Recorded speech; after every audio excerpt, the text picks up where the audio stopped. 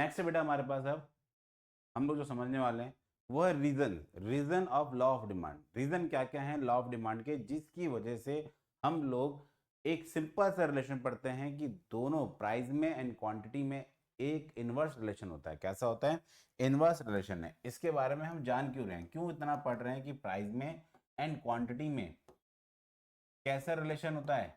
Inverse होता है। कैसा होता है? Inverse relation. तो इसके पीछे रीजन क्या है बेटा? रीजंस कौन कौन से रीजन है जिसकी वजह से हमें ये बात देखने को मिलती है कि अगर प्राइस घट रहा हो तभी क्वांटिटी बढ़ती है, या फिर प्राइस घट रहा हो तो क्वांटिटी बढ़ेगी, या प्राइस बढ़ रहा हो तो क्वांटिटी घटेगी। ऐसा क्यों है? क्यों हमें इसको चीज को जानना है, क्यों इस चीज को समझना है? ठीक है, यस सर। अब हम डिस्कस करेंगे इसी के ऊपर आज। Okay sir.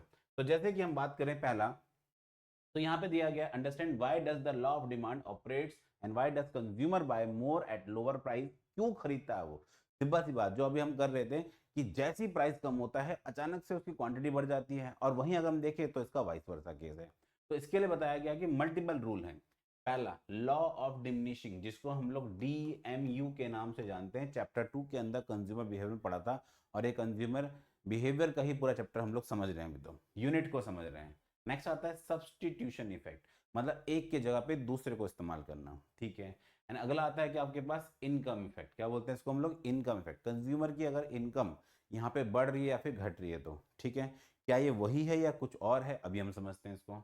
नेक्स्ट आता है एडिशनल कंज्यूमर, मार्केट में और नए कंज्यूमर्स आ जाएं, या फिर डिफरेंट यूजेस, उसके यूज बढ़ गए, उसके यूज केस ज़्यादा हो गया, उसकी वजह से भी मार्केट में डिमांड के ऊपर देखने को रूल मिलता है हमें। ठीक है बच्चे? Yes sir. जैसे कि इसको तो हम बोल सकते हैं alternate use, different use. Okay sir.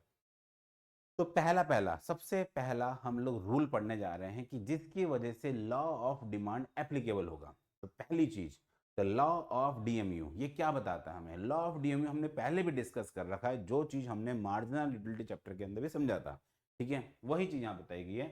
The law of DMU states that we consume more and more units of a commodity, the utility derived from each successive unit goes on decreasing। जैसे जैसे हम unit को consume करते जाते हैं हमारे लिए जो सेटिस्फेक्शन है वो रिड्यूस होती जाती है, कीप ऑन डिक्रीजिंग। तो demand for a commodity depend on it's utility. ध्यान देना, demand for a commodity depends on it's utility. तो डिमांड किस चीज पे डिपेंड करती है? यूटिलिटी पे, जो उस कमोडिटी को कंज्यूम करने से हमें मिल रही है, जो उस वस्तु का उपभोग करने से हमें संतुष्टि या फिर जो आपको सेटिस्फेक्शन मिल रही है, ये उस बात पे डिपेंड करता है कि हमें उस कमोडिटी को बाय करना है या नहीं करना, उसकी डिमांड करनी है या नहीं करनी। If consumer get more satisfaction he will pay more. अगर उसे ज्यादा सेटिस्फेक्शन मिलेगी तो वो अब ज्यादा उसको बाय करेगा। ठीक है, और कम सेटिस्फेक्शन मिलेगी तो कम बाय करेगा। ठीक है। As a result consumer will not be prepared to pay the same price for additional। ध्यान देना, consumer will not be prepare to pay the same price addition unit of the commodity. अगर ध्यान देना, more satisfaction he will pay more, but as a result consumer will not be prepare to pay the same price for additional unit. क्या वो एक और unit के लिए same price देने को तैयार है? नहीं। क्या वो सेम प्राइस दूसरी यूनिट को देने को तैयार है? नहीं। क्यों?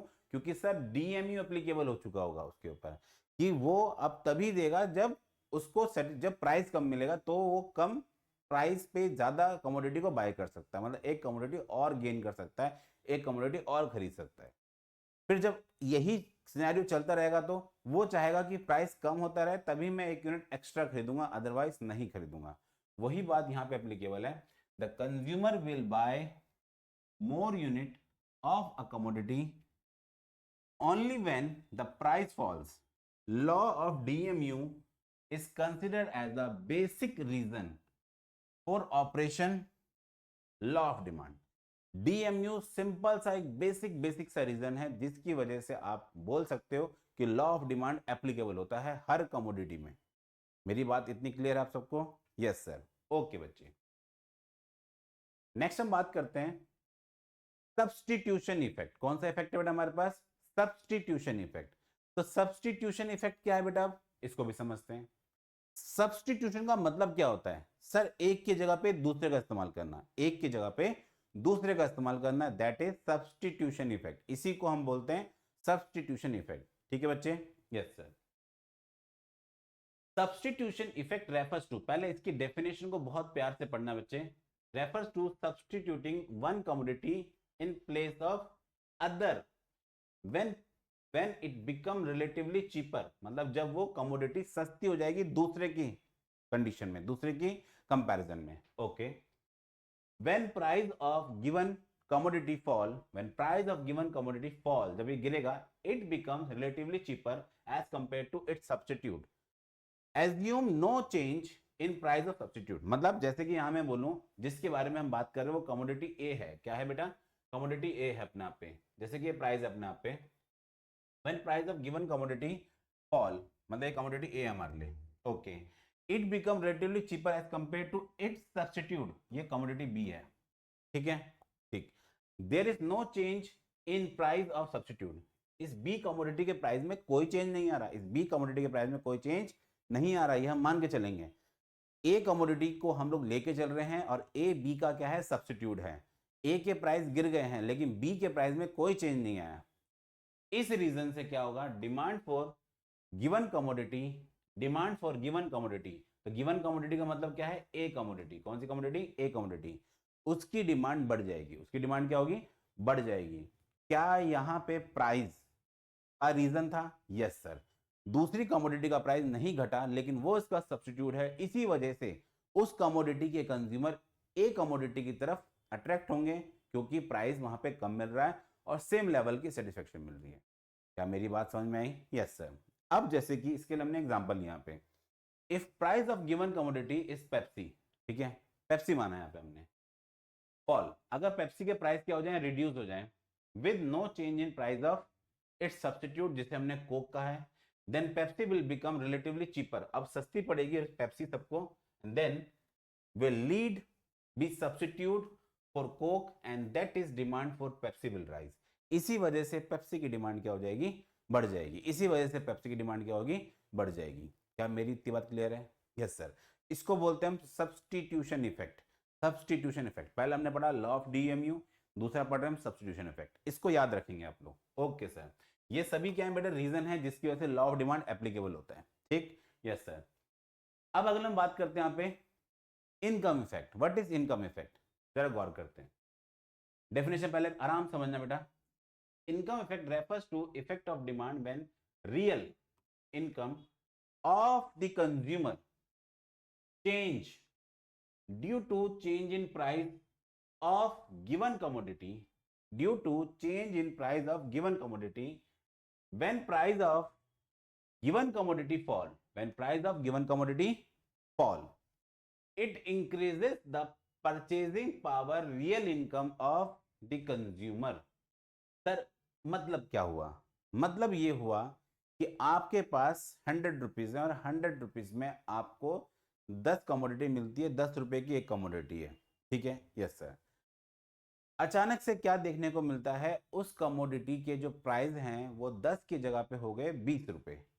तो अब आप मुझे एक बात बताइए, जो आपके पास पॉकेट मनी, जो आपके पास पैसे हैं 100 रुपए, वो 100 रुपए ही रहेंगे।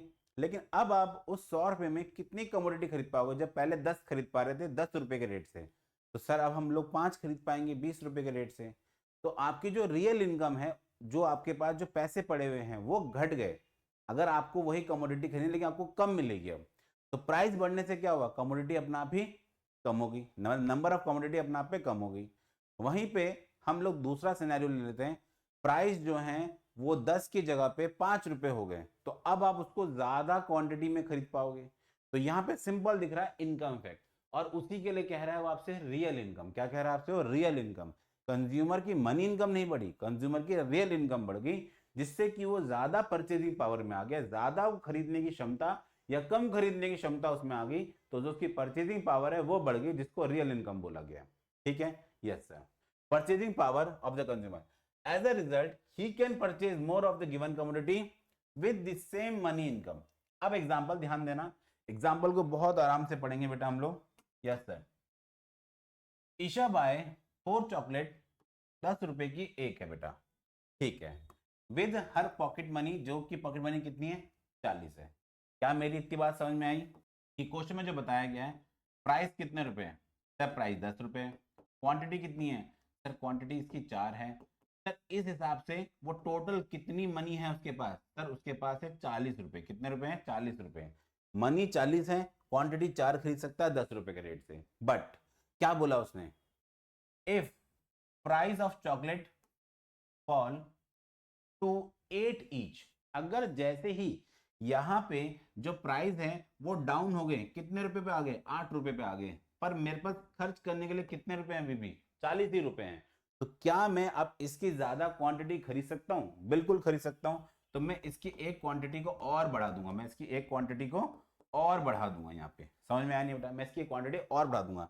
आप देखिए जैसी प्राइस अपने आप में कम हुआ, मैंने क्वांटिटी बढ़ा दी, मेरे पास खर्च करने के सेम पैसे हैं, खर्च करने के सेम, तो देखा जाए तो परचेजिंग पावर मतलब रियल इनकम कंज्यूमर की क्या होगी, इंक्रीज होगी, वही बात यहाँ पे बताई गई है। इसी को बोलते हैं हम लोग क्या अपने आप पे इनकम इफेक्ट, क्या बोलते हैं इनकम इफेक्ट। क्या मेरी इतनी बात क्लियर, यस सर। देन यहां पे एक बात बताइए, price effect is the combined effect of income and substitution. जो बात आप डिमांड में देखते हो प्राइस इफेक्ट, वो इफेक्ट बेसिकली दो इफेक्ट से निकल के आया है। पहला इफेक्ट का नाम क्या है अपने आप में इनकम इफेक्ट, एंड दूसरे इफेक्ट का नाम क्या है substitution effect. Substitution and income effect को जब आप सम कर देते हो तो आपके पास कौन सा इफेक्ट बनता है सर, प्राइस इफेक्ट। क्या मेरी इतनी बात क्लियर है, यस सर। ये बात हम लोगों ने समझी है इनकम इफेक्ट के कंटेक्स्ट के अंदर, ठीक है, यस सर। तो reason of law of demand अभी तक हमने पढ़े 3, पहला डीएमयू, दूसरा हमने पढ़ा सब्सटीट्यूशन इफेक्ट, तीसरा हमने पढ़ा इनकम इफेक्ट, और सब्सटीट्यूशन और इनकम इफेक्ट से हमने एक और नई बात सीखी प्राइस इफेक्ट, जो कि आप लॉ ऑफ डिमांड पढ़ती है, और लॉ ऑफ डिमांड में यही बात बेसिकली बताई गई है कि प्राइस मेन है, ठीक है, भाव जो उसका जो क्या बोलते हैं कीमत है, जो उसका प्राइस है वो बड़ा है बेटा। प्राइस सब कुछ करवा रहा है, अगर कीमत घटेगी तो क्वांटिटी बढ़ेगी, अगर कीमत बढ़ेगी तो क्वांटिटी घटेगी, और अगर कीमत कम हो जाती है तो क्वांटिटी बढ़ जाती है, क्वांटिटी क्या होती है बढ़ जाती है। क्या मेरी बात क्लियर है, यस सर, ओके बच्चे। अब चलते हैं अपने फोर्थ पॉइंट की तरफ। जैसे कि हमने 5 पॉइंट पढ़े थे इसके, है ना, तो 5 पॉइंट में से चौथा पॉइंट क्या हमारे पास, 5 जो टोटल पॉइंट है फिर चौथा पॉइंट क्या है एडिशनल कंज्यूमर। सर ये एडिशनल कंज्यूमर तो सिंपल समझ में आ रहा है कि जब और कंज्यूमर आ जाएंगे तो डिमांड बढ़ेगी। वेरी गुड बच्चे। When price of the commodity fall many new consumers who were not in position to buy its earlier due to its higher price, earlier due to its higher price, जो पहले consumer उसके भाव जितने भी थे, कीमत जितनी भी थी, उस कारण से नहीं खरीद पा रहे थे, अब क्या होगा जैसी प्राइस रिड्यूस होंगे कुछ नए कंज्यूमर भी अट्रैक्ट होंगे, start purchasing it, in addition new consumer old consumer of the commodity start demanding more due to its reduced price। जैसी दाम घटेगा वो ज्यादा उसको खरीदने लग जाएंगे, जिससे कि क्या होगा मार्केट में हम एक सिंपल सा इफेक्ट देखेंगे लॉ ऑफ डिमांड। जैसी प्राइस घटा क्वांटिटी बढ़नी शुरू होगी, जैसी प्राइस घटा क्वांटिटी बढ़नी शुरू होगी, जैसी प्राइस बढ़ेगा तो क्वांटिटी घटनी चालू हो जाएगी। वही बात बताता है हमें एडिशनल कंज्यूमर। एग्जाम्पल भी दिया गया, ice cream of the family pack fall 100 रुपए से 50 पर पैक, ठीक है। Then many consumer who were not in position to afford the ice cream earlier, जो पहले अफोर्ड नहीं कर सकते थे, can now buy at the decrease in its price। Moreover, old consumer of the ice cream can now consume more। old consumer ज्यादा खरीदेंगे और जो कंज्यूमर पहले नहीं खरीदता था अब वो भी ज्यादा मतलब वो भी उसको परचेज करने आएंगे, जिसकी वजह से क्या होगा कि जैसी प्राइस घटता है तो मार्केट में हम देखते हैं कि उसकी डिमांड बढ़ जाती है। तो डिमांड बढ़ती कहां से बेटा, वो डिमांड बढ़ती है ऐसे, या तो नए कंज्यूमर आएंगे या तो जो ओल्ड कंज्यूमर है वही अपनी क्वांटिटी को ज्यादा बढ़ाना शुरू कर देते हैं, क्योंकि उन्हें पहले भी सेटिस्फेक्शन मिल रही थी और दाम घटने से उनकी सेटिस्फेक्शन बढ़ जाएगी, जिसकी वजह से वो उसको और बाय करेंगे। ठीक है, यस सर। क्या मेरी बात क्लियर है इतनी, यस सर, हमें समझ में आ गई। वेरी गुड बच्चे। नेक्स्ट डिफरेंट यूज, कौन सा है बेटा डिफरेंट यूज। डिफरेंट यूज क्या है बेटा, यहाँ पे ध्यान देना।